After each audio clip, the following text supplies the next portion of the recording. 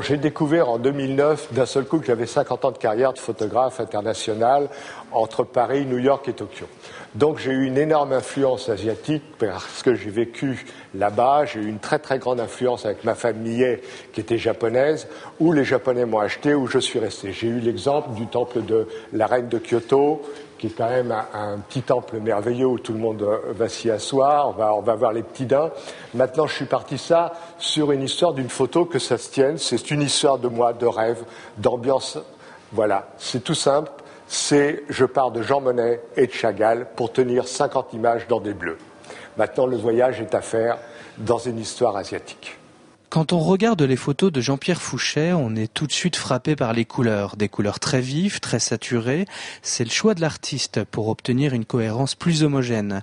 Il les a donc retravaillées sur son ordinateur en jouant avec un effet de solarisation. Cet amoureux de l'Asie et de la Vendée n'a pas réalisé toutes ces images en Thaïlande, Indonésie ou Japon, où il a longtemps vécu. Alors cette photographie a été réalisée comme par hasard, pas en Asie mais en Vendée, où je me suis débrouillé cet hiver pour faire l'introduction de Voyage au cœur des sens de Emprise d'opium. Donc c'est un thème d'une pipe vietnamienne avec une fumée que j'ai réalisée. Bon, c'est un peu du trucage, mais voilà, fallait faire bien une petite affiche.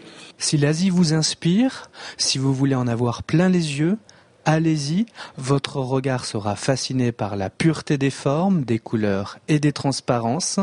Jean-Pierre Fouché a eu une carrière dans la pub pour des agences et des magazines. Là, il s'est fait plaisir avec sa première exposition.